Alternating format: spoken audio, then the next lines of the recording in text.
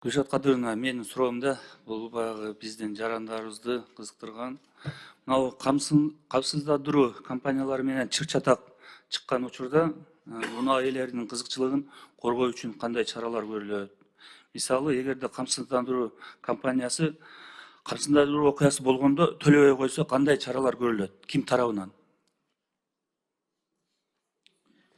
Бекмырза Аскарбаевич, уруксат берсеңиз мен жооп берип коеюн. Пирназаров фильм көзөмөлдүн жетекчиси мен төрагасы. Эгерде камсыздандыруу компаниясы тарабынан камсыздандыруу эрежелери бузулуп, ошол камсыздандырылуучунун укуктары бузула турган болсо, ал өзүнүн ошол лицензиясынан айрылууга чейин тиешелүү чаралар мыйзам жагынан көрүлгөн. Конкреттүү түрдө ошо мыйзам жагынан көрүлөт, ким тарабынан? Биз тарабынан көрүлөт, фильм көзөмөл тарабынан. Биз алабыз ага кепилдикти.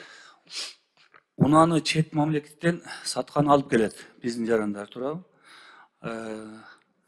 Ошондо алып келгенде камсыздандыруу керек унааны алып келсе, баягы камсыздандыргыла деп атыптыр да. Себеби унааны сатып иштеген ишкерлер булар назарсыздыктар болуп атат да. Алар баягы айдабай эле башка бирөөгө саткан алып келсе дагы ошо камсыздандырыш керек деп айтып атышыптыр да. Камсыздандырбай туруп ошо алган, мисалы үчүн кардар камсыздандырса болобу же ага чейин сөзсүз түрдө камсыздандырыш керекпи? Негизги мен азыр Дастан Далалбаевичке жооп берип атып айттым, Бекмырза Аскарбаевич.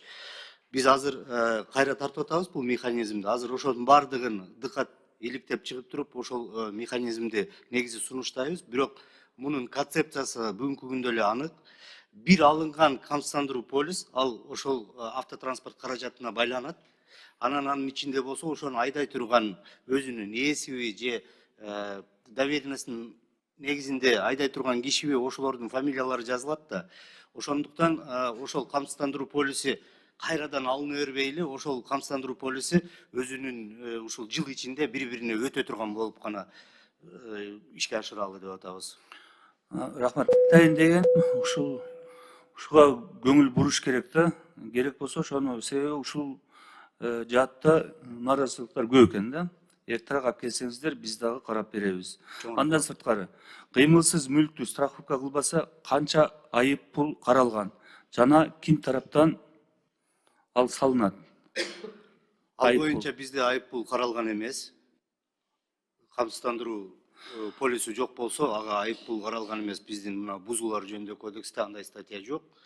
Бирок ошол менен бирге биз мына бүгүнкү күндө ушундай механизмдерди сунуштап, урматтуу президентибиздин дагы тиешелүү жарлыгы чыкты.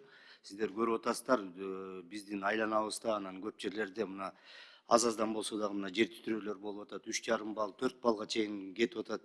Ушулардын баардыгына биз эгерде өз убагында ушул финансылык жактан мындай камсыздандыра турган механизмдерди түзүү багытында иш алып барып жатабыз. Ушуну колдоп берип койсоңуздар, силерге терең ыраазычылык.